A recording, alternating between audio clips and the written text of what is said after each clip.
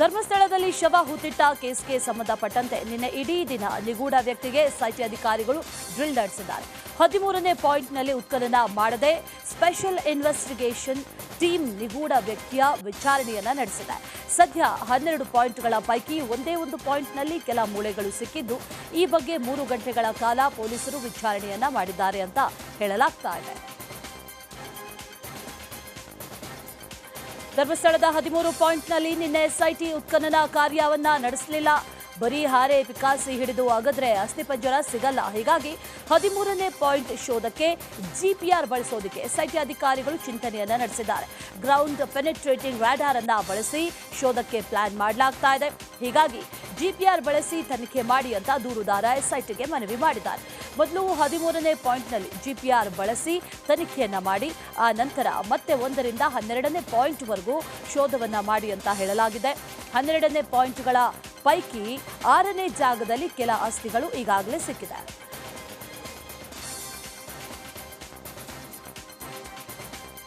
ಸಾಮಾಜಿಕ ಜಾಲತಾಣದಲ್ಲಿ ಪ್ರಚೋದನಾಕಾರಿ ಹೇಳಿಕೆ ಆರೋಪಕ್ಕೆ ಸಂಬಂಧಪಟ್ಟಂತೆ ಮಹೇಶ್ ಶೆಟ್ಟಿ ತಿಮರೋಡಿ, ಗಿರೀಶ್ ಭಟ್ಟಣ್ಣನ್ ಅವರ ವಿರುದ್ಧ ಎಫ್ಐಆರ್ ದಾಖಲಿಸಲಾಗಿದೆ. ಬೆಳ್ತಂಗಡಿಯ ಚರಣ್ ಶೆಟ್ಟಿ ದೂರಿನ ಅನ್ವಯ ಬೆಳ್ತಂಗಡಿ ಪೊಲೀಸ್ ಠಾಣೆಯಲ್ಲಿ ಎಫ್ಐಆರ್ ಅನ್ನ ದಾಖಲಿಸಲಾಗಿದೆ. ಯೂಟ್ಯೂಬ್ನಲ್ಲಿ ವೈಮನಸ್ಸುಂಟಾಗುವಂತಹ ಹೇಳಿಕೆಯನ್ನ ನೀಡಿರುವಂತಹ ಆರೋಪದ ಅಡಿಯಲ್ಲಿ ಪುನೀತ್ ಕೆರೆಹಳ್ಳಿ ವಿರುದ್ಧವೂ ಕೂಡ ಬೆಳ್ತಂಗಡಿ ಠಾಣೆಯಲ್ಲಿ ಎಫ್ಐಆರ್ ದಾಖಲಾಗಿದೆ. ಧರ್ಮಸ್ಥಳ ತಲೆಬುರುಡೆ ಕೇಸ್ಗೆ ಬಿಗ್ ಟ್ವಿಸ್ಟ್ ಸಿಕ್ಕಿದ್ದು, ಮಾಜಿ ಸಚಿವ ಸುನಿಲ್ ಕುಮಾರ್ ಬಿಗ್ ಬಾಂಬ್ ಸಿಡಿಸಿದ್ದಾರೆ. ಈ ಕುರಿತು ಪೋಸ್ಟ್ ಮಾಡಿದ್ದಾರೆ. ಹೋರಾಟಗಾರರಿಗೂ ಎಸ್ಡಿಪಿಐಗೂ ಲಿಂಕ್ ಇದೆ ಅಂತ ಹೇಳಿದ್ದಾರೆ. ಘರ್ಷಣೆಯಲ್ಲಿ ಯೂಟ್ಯೂಬರ್ಸ್ಗೆ ಗಾಯವಾಗಿದ್ದು, ಯೂಟ್ಯೂಬರ್ಸ್ ಎಸ್ಡಿಪಿಐ ಕಾರ್ಯಕರ್ತರು ಭೇಟಿ ಮಾಡಿದ್ದಾರೆ. ಹೋರಾಟಗಾರರಿಗೂ ಎಸ್ಡಿಪಿಐಗೂ ಏನ್ ಸಂಬಂಧ ಅಂತ ಮಾಜಿ ಸಚಿವ ಸುನಿಲ್ ಕುಮಾರ್ ಪ್ರಶ್ನೆ ಮಾಡಿದ್ದಾರೆ. ಧರ್ಮಸ್ಥಳ ಕ್ಷೇತ್ರದ ವಿರುದ್ಧ ಅಪಪ್ರಚಾರ ಆರೋಪಕ್ಕೆ ಸಂಬಂಧಪಟ್ಟಂತೆ ಮಡಿಕೇರಿಯಲ್ಲಿ ಪ್ರತಿಭಟನೆಯನ್ನು ನಡೆಸುವುದಕ್ಕೆ ತೀರ್ಮಾನ ಮಾಡಲಾಗಿದೆ. ಧರ್ಮಸ್ಥಳ ಭಕ್ತಾಭಿಮಾನಿಗಳ ವೇದಿಕೆಯು ಜಾಥಾ ನಡೆಸಲಿದೆ. ಗಾಂಧಿ ಮೈದಾನದಿಂದ ಜಿಲ್ಲಾಧಿಕಾರಿ ಕಚೇರಿಯವರೆಗೂ ಕೂಡ ಜಾಥಾ ನಡೆಸಿ ಆ ನಂತರ ಮನವಿಯನ್ನ ಸಲ್ಲಿಕೆ ಮಾಡಲಾಗುತ್ತೆ.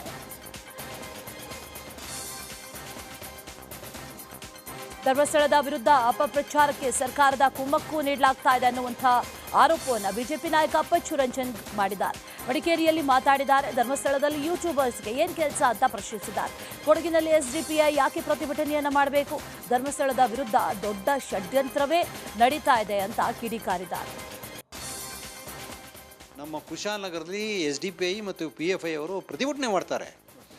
ಅವರು ಯಾಕೆ ಪ್ರತಿಭಟನೆ ಮಾಡಬೇಕು?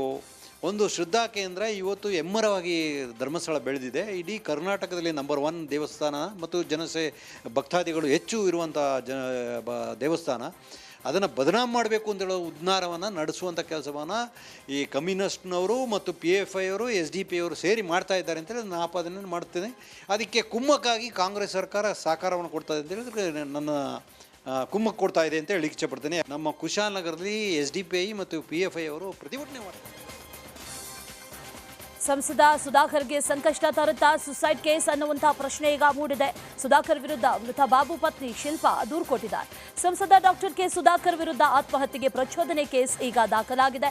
ಚಿಕ್ಕಬಳ್ಳಾಪುರ ಡಿಸಿ ಕಚೇರಿಯ ಆವರಣದಲ್ಲೇ ಬಾಬು ಆತ್ಮಹತ್ಯೆಯನ್ನ ಮಾಡಿಕೊಂಡಿದ್ದು, ಸುಧಾಕರ್ ಸೇರಿ 3 ವಿರುದ್ಧ ಎಫ್ಐಆರ್ ದಾಖಲಾಗಿದೆ. ಬೆಂಗಳೂರಿನಲ್ಲಿ ಬಾಲಕನ ಆತ್ಮಹತ್ಯೆ ಪ್ರಕರಣಕ್ಕೆ ಬಿಗ್ ಟ್ವಿಸ್ಟ್ ಸಿಕ್ಕಿದೆ. 14 ವರ್ಷದ ಬಾಲಕ ಗಂಧಾರ್ ಆತ್ಮಹತ್ಯೆಯ ಹಿಂದೆ ವೆಬ್ ಸೀರೀಸ್ ಕರಿ ನೆರಳಿದೆ. ವೆಬ್ ಸೀರೀಸ್ ಗುಂಗಿನಲ್ಲಿ ಮುಳುಗಿದ್ದ ಗಾಂಧಾರ್ ಡೆತ್ ನೋಟ್ ಅನ್ನುವಂತಹ ಜಾಪಾನೀಸ್ ವೆಬ್ ಸೀರೀಸ್ ಪ್ರಭಾವಕ್ಕೆ ಒಳಗಾಗಿದ್ದ. ಸೀರೀಸ್ನ ಪಾತ್ರಗಳಿಂದ ಗಾಂಧಾರ್ ಅತಿಯಾದ ಪ್ರೇರಣೆಗೆ ಒಳಗಾಗಿದ್ದ. ಗಾಂಧಾರ್ ರೂಮ್ ತುಂಬೆಲ್ಲ ಸೀರೀಸ್ನ ಪಾತ್ರಗಳ ಚಿತ್ರಗಳು ಕೂಡ ಪತ್ತೆಯಾಗಿದೆ. ಸಿಕೆ ಅಚ್ಚುಕಟ್ಟು ಪೊಲೀಸರು ಪ್ರಾಥಮಿಕ ತನಿಖೆಯಲ್ಲಿ ಈ ವಿಚಾರ ಬಹಿರಂಗ ಆಗಿದೆ. ಮತಗಳ್ಳತನ ವಿರುದ್ಧ ಕಾಂಗ್ರೆಸ್ ಬೃಹತ್ ಹೋರಾಟಕ್ಕೆ ಮುಂದಾಗಿದೆ. ಬೆಂಗಳೂರಿನ ಫ್ರೀಡಂ ಪಾರ್ಕ್ನಲ್ಲಿ ಅದಕ್ಕಾಗಿ ಬೃಹತ್ ವೇದಿಕೆ ಕೂಡ ಸಿದ್ಧವಾಗಿದೆ. ಮುಖ್ಯ ವೇದಿಕೆಯಲ್ಲಿ ಎಐಸಿಸಿ ಅಧ್ಯಕ್ಷ ಮಲ್ಲಿಕಾರ್ಜುನ ಖರ್ಗೆ, ಲೋಕಸಭಾ ವಿಪಕ್ಷ ನಾಯಕ Rahul Gandhi, AICC general secretary K C Venugopal, ರಾಜ್ಯ ಕಾಂಗ್ರೆಸ್ ಉಸ್ತುವಾರಿ ರಣದೀಪ್ ಸಿಂಗ್ ಸುರ್ಜೇವಾಲಾ, ಸಿಎಂ ಸಿದ್ದರಾಮಯ್ಯ, ಡಿಸಿಎಂ ಡಿಕೆ ಶಿವಕುಮಾರ್ ಸೇರಿದಂತೆ ಪ್ರಮುಖರು ಭಾಗಿಯಾಗಲಿದ್ದಾರೆ. ವೇದಿಕೆಯ ಮುಂಭಾಗದಲ್ಲಿ 15,000 ಆಸನದ ವ್ಯವಸ್ಥೆಯನ್ನ ಮಾಡಲಾಗಿದೆ. ಬೆಳಗಾವಿ ಜಿಲ್ಲೆಯ ಸವದತ್ತಿ ತಾಲೂಕಿನ ಮುನವಳ್ಳಿ ಪುರಸಭೆ ಕಚೇರಿಗೆ ಲೋಕಾಯುಕ್ತರು ಸರ್ಪ್ರೈಸ್ ವಿಸಿಟ್ ಕೊಟ್ಟಿದ್ದಾರೆ. ಲೋಕಾಯುಕ್ತ ಮುಖ್ಯ ನ್ಯಾಯಮೂರ್ತಿ ಬಿಎಸ್ ಪಾಟೀಲ್ ನೇತೃತ್ವದ ತಂಡ ಭೇಟಿ ನೀಡಿ ಪರಿಶೀಲನೆ ನಡೆಸಿದೆ. ಸಾರ್ವಜನಿಕರಿಗೆ ಸರ್ಕಾರಿ ದಾಖಲೆಗಳನ್ನು ಕೊಡುವುದಕ್ಕೆ ವಿಳಂಬ ಮಾಡ್ತಾ ಇದ್ದಂಥ ಆರೋಪದ ಹಿನ್ನೆಲೆಯಲ್ಲಿ ಭೇಟಿ ನೀಡಲಾಗಿತ್ತು. ಜನನ ಮತ್ತು ಮರಣ ಪ್ರಮಾಣ ಪತ್ರ ಸೇರಿ ವಿವಿಧ ದಾಖಲೆ ಪತ್ರಗಳ ಪರಿಶೀಲನೆಯನ್ನ ನಡೆಸಲಾಗಿದೆ. ಸಾರ್ವಜನಿಕರಿಗೆ ಸರಿಯಾದ ಸಮಯಕ್ಕೆ ಪ್ರಮಾಣ ಪತ್ರವನ್ನು ನೀಡುವಂತೆ ಸೂಚನೆಯನ್ನ ಕೂಡ ನೀಡಲಾಗಿದೆ. ಪುರಸಭೆ ಅಧಿಕಾರಿಗಳಿಗೆ ಲೋಕಾಯುಕ್ತ ನ್ಯಾಯಮೂರ್ತಿ ಬಿಎಸ್ ಪಾಟೀಲ್ ವಾರ್ನಿಂಗ್ ಕೊಟ್ಟಿದ್ದಾರೆ. ವಿಜಯನಗರ ಜಿಲ್ಲೆಯ ಹೊಸಪೇಟೆ ತಾಲೂಕಿನ ಧರ್ಮದ ಗುಡ್ಡದಲ್ಲಿ ಚಿರತೆ ಪ್ರತ್ಯಕ್ಷ ಆಗಿದೆ. ಧರ್ಮದ ಗುಡ್ಡದ ಮೇಲೆ ಚಿರತೆ ಓಡಾಡಿದ್ದು ಇದನ್ನ ಕಂಡ ಸ್ಥಳೀಯರು ಗಾಬರಿಯಾಗಿದ್ದಾರೆ. ಹೊಸಪೇಟೆ ತಾಲೂಕಿನ ಬಸವನದುರ್ಗ, ನಾಗೇನಹಳ್ಳಿ ಸೇರಿದಂತೆ ನಾನಾ ಗ್ರಾಮಗಳ ಭಕ್ತರು ಧರ್ಮದ ಗುಡ್ಡಕ್ಕೆ ಭೇಟಿ ನೀಡುತ್ತಾರೆ. ಸದ್ಯ ಚಿರತೆ ಓಡಾಟದ ದೃಶ್ಯಗಳು ಸ್ಥಳೀಯ ಯುವಕರ ಮೊಬೈಲ್ನಲ್ಲಿ ಸೆರೆಯಾಗಿದೆ. ಸಕಲೇಶಪುರ ಎಆರ್ಟಿಒ ಕಚೇರಿಗೆ ಸಕಲೇಶಪುರ ಶಾಸಕ ಸಿಮೆಂಟ್ ಮಂಜು ದಿಢೀರ್ ಭೇಟಿ ಕೊಟ್ಟಿದ್ದಾರೆ. ಈ ವೇಳೆ ಎಆರ್ಟಿಒ ಸಿಬ್ಬಂದಿ ತಬ್ಬಿಬ್ಬಾಗಿದ್ದಾರೆ. ಸಾರ್ವಜನಿಕರು ನೇರವಾಗಿ ತಮ್ಮ ಬಳಿ ಸಮಸ್ಯೆಯನ್ನು ಹೇಳಿಕೊಳ್ಳೋದಕ್ಕೆ ಶಾಸಕರು ಅವಕಾಶವನ್ನು ಕೊಟ್ಟಿದ್ದಾರೆ.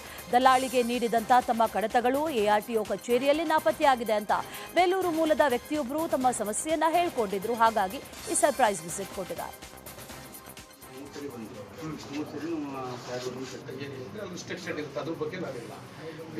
ಬೇರೆ ಬೇರೆ ಕಾರಣಾಂತರಗಳಿಂದ ಹಿಂದೆ ಇರ್ತಕ್ಕಂಥ ಆರ್ಟಿಒ ಅಧಿಕಾರಿಗಳು ಸಸ್ಪೆಂಡ್ ಆಗಿರ್ತಕ್ಕಂಥ ತಮ್ಮೆಲ್ಲರ ಗಮನಕ್ಕೆ ಬಂದಿದೆ. ದೂರದಿಂದ ಬಂದಂಥ ಸಾರ್ವಜನಿಕರಿಗೆ ಇನ್ ಟೈಮಿಗೆ ಕೆಲಸ ಆಗ್ತಾ ಇಲ್ಲ ಅಂತಕ್ಕಂಥದ್ದು ನನಗೆ ದೂರವಾಣಿ ಮುಖಾಂತರ ತುಂಬ ಕರೆಗಳ ಮುಖಾಂತರ ಕಂಪ್ಲೇಂಟ್ಸ್ಗಳು ಬಂದಿದ್ದು. ಈ ನಿಟ್ಟಿನಲ್ಲಿ ನಾನು ದಿಢೀರ್ ಭೇಟಿ ಕೊಟ್ಟಿದ್ದೀನಿ. ಇಲ್ಲಿ ಬಂದಂಥ ಸಂದರ್ಭದಲ್ಲಿ ಇರ್ತಕ್ಕಂಥ ಸಾರ್ವಜನಿಕರ ಸಮಸ್ಯೆಯನ್ನು ಕೂಡ ಕೇಳಿದ್ದೀನಿ. ಸಮಸ್ಯೆಗಳಿಗೆ ಸ್ಪಂದಿಸಬೇಕು ಅಂತೇಳಿ ಅಧಿಕಾರಿಗಳಿಗೆ ಸೂಚನೆಯನ್ನು ಕೂಡ ಕೊಟ್ಟಿದ್ದೀವಿ. ಮುಂಬರ್ತಕ್ಕಂಥ ದಿನಗಳಲ್ಲಿ ಈ ರೀತಿ ಯಾವುದೇ ಕಂಪ್ಲೇಂಟ್ಸ್ಗಳು ಬರಬಾರ್ದು. ಸಾರ್ವಜನಿಕರಿಗೆ ನಿಮ್ಮ ಸರ್ಕಾರಿ ಗೈಡ್ಲೈನ್ಸ್ ಒಳಗಡೆ ಎಷ್ಟು ದಿವಸದಲ್ಲಿ ಕೆಲಸ ಆಗಬೇಕು ಅಷ್ಟು ದಿವಸದಲ್ಲಿ ಕೆಲಸ ಆಗಬೇಕು. ಬೇರೆ ಬೇರೆ ಕಾರಣಾಂತರಗಳಿಂದ ಹಿಂದೆ ಇರ್ತಕ್ಕಂಥ ಆರ್ಟಿಒ ಅಧಿಕಾರಿಗಳು ಸಸ್ಪೆಂಡ್. ದಾವಣಗೆರೆ ತಾಲೂಕಿನ ಕೊಡಗನೂರು ಗ್ರಾಮದಲ್ಲಿ ಅಮಾನವೀಯ ಘಟನೆಯೊಂದು ನಡೆದಿದೆ. ಹೆತ್ತ ತಂದೆ ತಾಯಿಯನ್ನ ಮಗನೇ ಹೊಡೆದು ಹೊರಹಾಕಿದ ಘಟನೆ ನಡೆದಿದೆ. ಕೆಎಸ್ಆರ್ಟಿಸಿ ಚಾಲಕನಾಗಿದ್ರು ತಂದೆ ತಾಯಿಯನ್ನ ನೋಡಿಕೊಳ್ಳದೆ ಕಿರುಕುಳವನ್ನ ಕೊಡ್ತಾ ಇದ್ದ ಅಂತ ಹೇಳಲಾಗ್ತಿದೆ. ಈಗ ಮಗನ ಕಿರುಕುಳ ತಾಳದೆ ವೃದ್ಧ ದಂಪತಿ ಪೊಲೀಸ್ ಠಾಣೆ ಮೆಟ್ಟಿಲೇರಿದ್ದಾರೆ.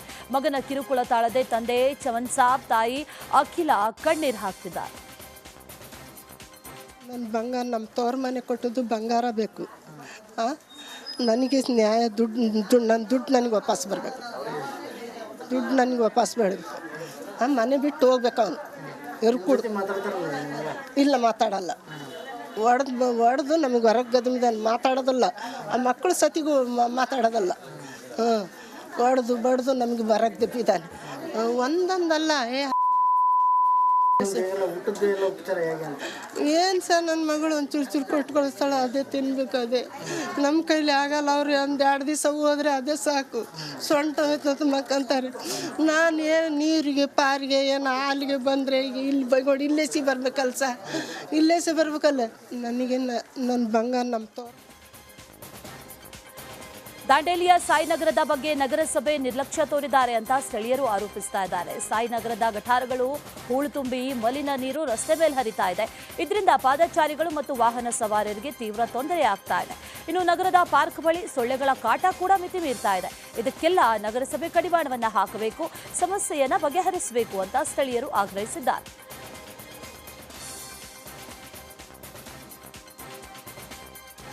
ಚಿಕ್ಕಮಗಳೂರಿನ ಹಿರೇಮಗಳೂರಿನ ಪ್ರಾಥಮಿಕ ಆರೋಗ್ಯ ಕೇಂದ್ರ ಇಡೀ ರಾಜ್ಯಕ್ಕೆ ಮಾದರಿಯಾಗಿದೆ. ಸರ್ಕಾರಿ ಪ್ರಾಥಮಿಕ ಆರೋಗ್ಯ ಕೇಂದ್ರವು ಖಾಸಗಿ ಆಸ್ಪತ್ರೆಗೆ ಸೆಡ್ ಹೊಡೆಯುವಂತಿದೆ. ಖಾಸಗಿ ಸಹಭಾಗಿತ್ವದ ಜೊತೆಯಲ್ಲಿ ಹೈಟೆಕ್ ಆಗಿರುವಂತಹ ಸರ್ಕಾರಿ ಆಸ್ಪತ್ರೆಯಲ್ಲಿ ದಾಖಲಾದವರಿಗೆ ಉಚಿತ ಕ್ಯಾಂಟೀನ್ ವ್ಯವಸ್ಥೆ ಕೂಡ ಕಲ್ಪಿಸಲಾಗಿದೆ. ಸರ್ಕಾರಿ ಸಿಬ್ಬಂದಿ ಜೊತೆಯಲ್ಲಿ ಖಾಸಗಿ ಸಿಬ್ಬಂದಿಯನ್ನ ಕೂಡ ನಿಯೋಜನೆ ಮಾಡಲಾಗಿದ್ದು, ಈ ಖಾಸಗಿ ಸಿಬ್ಬಂದಿಗೆ ಖಾಸಗಿ ಸಂಸ್ಥೆಯೇ ವೇತನವನ್ನ ಕೊಡ್ತಾ ಇದೆ. ಇರೋದ್ರಿಂದ ಈ ಹಾಸ್ಪಿಟ್ಲು ಸ್ವಲ್ಪ ಅದು ಹಳೆಯದಾಗಿತ್ತು ಮತ್ತು ಸ್ವಲ್ಪ ಇದಾಗಿತ್ತು. ಹಾಗೆ ನಮ್ಮ ವಿದ್ಯಾಸಂಸ್ಥೆಯ ಮಾಲೀಕರು ಶ್ಯಾಮ್ ಪ್ರಸಾದ್ ಕೆ ಭಟ್ ಅವರು ಈ ಒಂದು ಆಸ್ಪತ್ರೆಯನ್ನು ಸಾರ್ವಜನಿಕರಿಗೆ ಇನ್ನೂ ಹೆಚ್ಚಿನ ರೀತಿಯಲ್ಲಿ, ಯಾಕಂದರೆ ಈಗ ದೊಡ್ಡ ದೊಡ್ಡ ಹಾಸ್ಪಿಟ್ಲಲ್ಲಿ ಏನು ಸ್ಪೆಷಾಲಿಟಿಗಳಿರುತ್ತೆ ಇದನ್ನು ನಮ್ಮ ಇದರಲ್ಲಿ ಕೊಡಿಸ್ಬೇಕು ಅನ್ನೋ ಒಂದು ಉದ್ದೇಶ ಇಟ್ಕೊಂಡು ಟೋಟಲಿ ಆಸ್ಪತ್ರೆದ್ದು ಫುಲ್ಲು ಖರ್ಚನ್ನು ಅವರು ಬರೆಸ್ಬಿಟ್ಟು ಹಾಸ್ಪಿಟ್ಲನ್ನ ಹೈ ಗ್ರೇಡ್ನ ಮಾಡಿಬಿಟ್ಟು ಮತ್ತೆ ಇಲ್ಲಿ ನಮ್ಮ ಕಂಪ್ನಿಯಿಂದ ಒಂದು 6 ಸ್ಟಾಫ್ ಅಲ್ಪಸಂಖ್ಯಾತರ ಜಾಗೃತಿ ಸಮಾವೇಶದಲ್ಲಿ ಗದ್ದಲ ಮತ್ತು ಗೊಂದಲದ ವಾತಾವರಣ ಸೃಷ್ಟಿಯಾಗಿತ್ತು. ವಿಜಯನಗರ ಜಿಲ್ಲೆಯಲ್ಲಿ ಅಲ್ಪಸಂಖ್ಯಾತರ ಜಾಗೃತಿ ಸಮಾವೇಶವನ್ನು ನಡೆಸಲಾಗಿದೆ. ಈ ವೇಳೆ ಮಾಜಿ ಸಚಿವ ಎಂಎನ್ ನಬಿ ಅವರನ್ನ ಕಡೆಗಣಿಸಿದ ಆರೋಪದ ಹಿನ್ನೆಲೆಯಲ್ಲಿ ಕಾಂಗ್ರೆಸ್ ಮುಖಂಡರ ಮೇಲೆ ಎಂಎನ್ ನಬಿ ಅಭಿಮಾನಿಗಳು ಗರಂ ಆಗಿದ್ರು.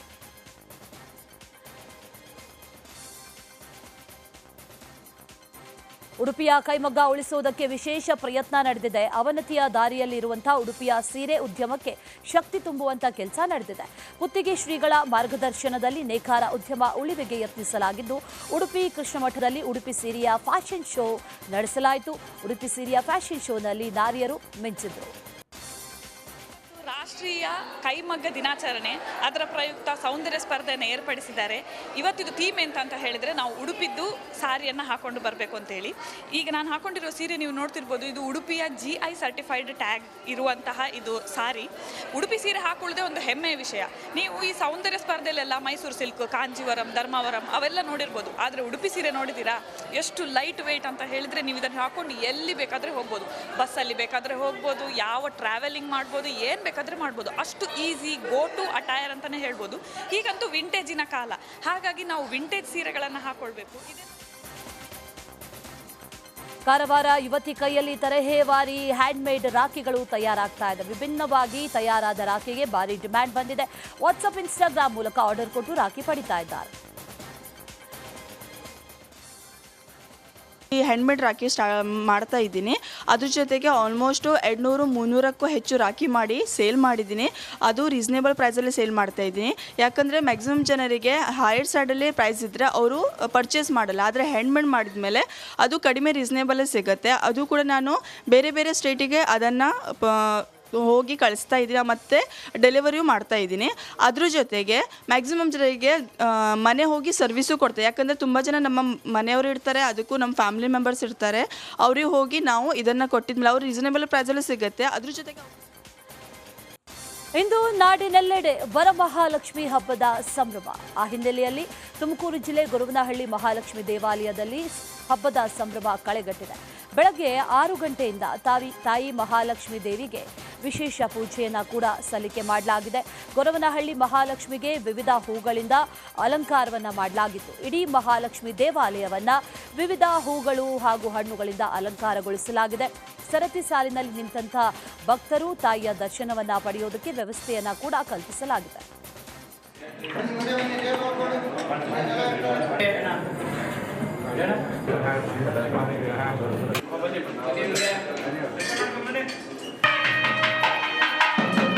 ಇದು ವರಮಹಾಲಕ್ಷ್ಮಿ ಹಬ್ಬ ಅಂದರೆ ನಾಡಿನಾದ್ಯಂತ ಮಾಡುವಂತಹ ಹಬ್ಬ. ಪ್ರತಿ ವರ್ಷವೂ ಕೂಡ ನಾವು ಇಲ್ಲಿಗೆ ಬರ್ತೀವಿ. ಬೆಳಗ್ಗೆ ಹೊತ್ತು ನಾವು ಇಲ್ಲಿಗೆ ಬಂದು ಪೂಜೆ ಮಾಡಿಸ್ಕೊಂಡು ಹೋಗ್ತೀವಿ. ಇದು ವಿಶೇಷತೆ ಏನಂದರೆ ಮಹಾಲಕ್ಷ್ಮಿ ಅಂದರೆ ಗೊರವನಹಳ್ಳಿ ಇಲ್ಲಿ ಆಗಿರೋದು ಕೆರೆಯಿಂದ ಆಗಿ ಬಂದು ಉದ್ಭವ ಆಗಿ ಒಂದು ಅಮ್ಮನವ್ರದ್ದು ಇಲ್ಲಿ ನೀವು ನೋಡಿದ್ದೀರಾ, ಇಲ್ಲಿ ಅಲ್ಲಿ ಇದಾಗಿರೋದು. ಇದು ವಿಶೇಷತೆಯೇ ತುಂಬಾ ಇದೆ, ಹೇಳೋದಕ್ಕೆ ಇದು ಆಗೋದಿಲ್ಲ, ಅಷ್ಟು ವಿಶೇಷತೆ ಇದೆ. ಏನು ಕುಟುಂಬ ಸಮೇತ ಬಂದಿದೆ ಸರ್? ಕುಟುಂಬ ನಾಡಿನಾದ್ಯಂತ ವರಮಹಾಲಕ್ಷ್ಮಿ ಹಬ್ಬದ ಸಡಗರ ಸಂಭ್ರಮ ಕಳೆಗಟ್ಟಿದೆ. ಬೆಂಗಳೂರಿನ KR ಮಾರ್ಕೆಟ್ನಲ್ಲಿ ಖರೀದಿ ಭರಾಟೆ ಬಹಳ ಜೋರಾಗಿದೆ. ಹಣ್ಣು ಖರೀದಿಗೆ ಸಿಟಿ ಮಂದಿ ಮುಗಿಬಿದ್ದಿದ್ದಾರೆ. ಹೂವು ಹಣ್ಣುಗಳ ಬೆಲೆ ಏರಿಕೆ ಕಂಡು ಗ್ರಾಹಕರು ಶಾಕ್ ಆಗಿದ್ದಾರೆ.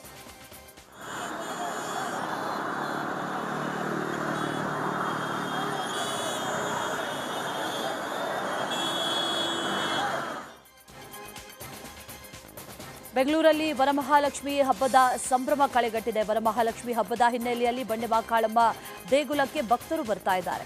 ದೇವಿಗೆ ವಿಶೇಷ ಪೂಜೆಯನ್ನು ಸಲ್ಲಿಸಲಾಗಿದ್ದು, ಮುಂಜಾನೆಯಿಂದಾನೇ ದೇವಿ ದರ್ಶನಕ್ಕೆ ಭಕ್ತರು ಸರತಿ ಸಾಲಿನಲ್ಲಿ ನಿಂತಿದ್ದಾರೆ.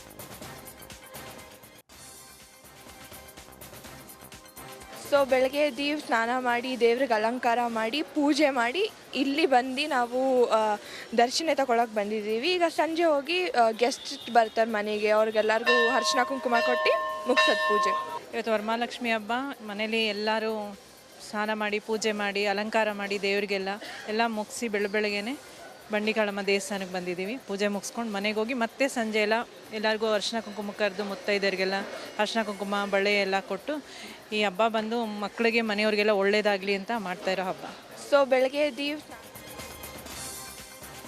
ಬೆಂಗಳೂರಿನಲ್ಲಿ ರಾಹುಲ್ ಗಾಂಧಿ ಪ್ರತಿಭಟನೆಗೆ ಕೇಂದ್ರ ಸಚಿವ ಎಚ್ ಡಿ ಕುಮಾರಸ್ವಾಮಿ ಕಿಡಿಕಾರಿದ್ದಾರೆ. ಚುನಾವಣಾ ಆಯೋಗದ ಮೇಲೆ ಸುಳ್ಳಿನ ಸುರಿಮಳೆಯನ್ನ ಸುರಿಸಲಾಗ್ತಾ ಇದೆ. ಕಾಂಗ್ರೆಸ್ನಿಂದ ಜನತಂತ್ರಕ್ಕೆ ನೇಣು ಬಿಗಿಯುವ ಧೂರ್ತ ಹುನ್ನಾರ ನಡೆದಿದೆ. ಪ್ರಜಾಪ್ರಭುತ್ವಕ್ಕೆ ವಿಷ ಇಕ್ಕುವಂತಹ ಘೋರ ಷಡ್ಯಂತ್ರ ನಡೆದಿದೆ ಅಂತ ಕೇಂದ್ರ ಸಚಿವ ಎಚ್ ಡಿ ಕುಮಾರಸ್ವಾಮಿ ದೂಷಿಸಿದ್ದಾರೆ.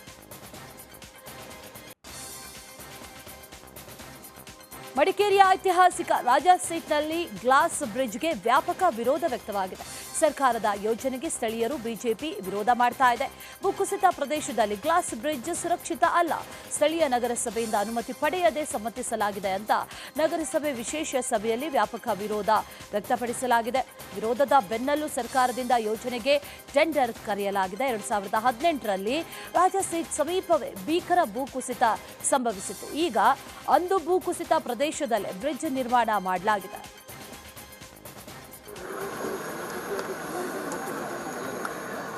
ಎರಡು 2018ರ ನಂತರ ಆಗಾಗ್ಗೆ ಕೊಡಗಿನಲ್ಲಿ ಆಗ್ತಿರುವಂಥ ಭೂಕುಸಿತ, ಈ ಕುಸಿತದಿಂದಾಗಿ ಅನೇಕ ಮನೆಗಳನ್ನ ಇವತ್ತು ನಾವು 65ಕ್ಕೂ ಮನೆಗಳಿಗೆ ನಾವು ನೋಟಿಸನ್ನು ಮಾಡಿದ್ದೀವಿ. ಕೂದಲೆಳೆ ಯಂತ್ರದಲ್ಲಿರುವಂಥ ರಾಜ್ ಸಿಟಿಗೆ ಕಾಣ್ತಾ ಇದೆ ನೋಡಿ, ಇಲ್ಲಿ ಆ ಇಂದಿರಾನಗರ, ಚಾಮುಂಡೇಶ್ವರ ನಗರ, ಪಕ್ಕದ ಮಂಗಳದೇವಿ ನಗರದಲ್ಲಿ ಕೂಡ ಆಗಾಗ ಬರ ಕುಸಿತ. ಮೊನ್ನೆ ಕೂಡ ಸಂಜೆ ಇಲ್ಲಿ 2 ಬಾರಿ ಭೂಕುಸಿತ ಆಗಿದೆ.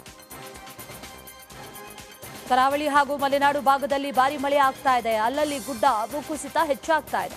ರಾಜ್ಯ ಜೀವ ವೈವಿಧ್ಯ ಮಂಡಳಿ ಮಾಜಿ ಅಧ್ಯಕ್ಷ ಆನಂದ್ ಹೆಗಡೆ ಆಶೀಸರ ನೇತೃತ್ವದಲ್ಲಿ ಸಮಿತಿ ಸರ್ಕಾರಕ್ಕೆ ವರದಿಯನ್ನು ಸಲ್ಲಿಸಿತ್ತು. 4 ಆಯಾಮಗಳಲ್ಲಿ ಭೂಕುಸಿತ ತಡೆಗಟ್ಟುವ ಕ್ರಮಗಳ ಬಗ್ಗೆ ಅಧ್ಯಯನ ನಡೆಸಿದೆ. ಭೂಕುಸಿತ ಹೆಚ್ಚುತ್ತಾ ಇರುವಂತಹ ಹಿನ್ನೆಲೆಯಲ್ಲಿ ಸಮಿತಿಯ ವರದಿ ಅನುಷ್ಠಾನಕ್ಕೆ ಪರಿಸರವಾದಿಗಳು ಆಗ್ರಹಿಸಿದ್ದಾರೆ.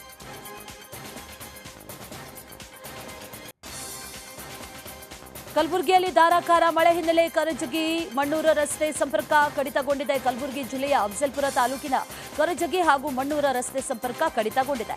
ಧಾರಾಕಾರ ಮಳೆ ಹಿನ್ನೆಲೆ ಹಳ್ಳ ಕೊಳ್ಳಗಳು ತುಂಬಿ ಹರಿತಾ ಇದೆ. ರಸ್ತೆ ಸಂಪರ್ಕ ಕಡಿತದಿಂದ ಪ್ರಯಾಣಿಕರು, ವಾಹನ ಸವಾರರು ಪರದಾಡುತ್ತಿದ್ದಾರೆ. ಬಳ್ಳಾರಿಯ ಸಿರುಗುಪ್ಪ ತಾಲೂಕಿನ ಬಗ್ಗೂರು ಗ್ರಾಮದ ಕೃಷಿ ಹೊಂಡದಲ್ಲಿ ಅಡಗಿದ್ದಂತಹ ಮೊಸಳೆಯನ್ನ ಸೆರೆ ಹಿಡಿಯಲಾಗಿದೆ. ರೈತ ಮೌನೇಶ್ ಆಚಾರ ಅನ್ನೋರಿಗೆ ಸೇರಿದಂಥ ಕೃಷಿ ಹೊಂಡದಲ್ಲಿ ಮೊಸಳೆ ಅಡಗಿ ಕುಳಿತಿತ್ತು. ಕಳೆದ 15 ದಿನಗಳಿಂದ ಗ್ರಾಮಸ್ಥರಲ್ಲಿ ಭಯ ಹುಟ್ಟಿಸಿತ್ತು.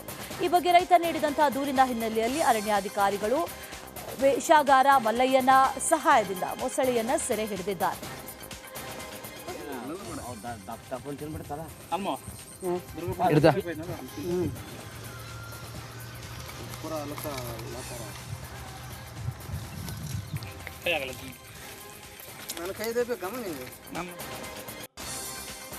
ಉತ್ತರ ಪ್ರದೇಶದಲ್ಲಿ ಮಳೆಯ ಅಬ್ಬರ ಜೋರಾಗಿದ್ದು ನದಿಗಳು ತುಂಬಿ ಹರಿತಾ ಇದೆ. ಅಯೋಧ್ಯೆಯಲ್ಲಿ ಸರಿಯೂ ನದಿಯು ಅಪಾಯದ ಮಟ್ಟ ಮೀರಿ ಹರಿತಾ ಇದೆ. ಪ್ರವಾಹ ಪರಿಸ್ಥಿತಿ ಹಿನ್ನೆಲೆ ನದಿ ತೀರದ ಜನರಿಗೆ ಎಚ್ಚರಿಕೆಯನ್ನ ನೀಡಲಾಗಿದೆ.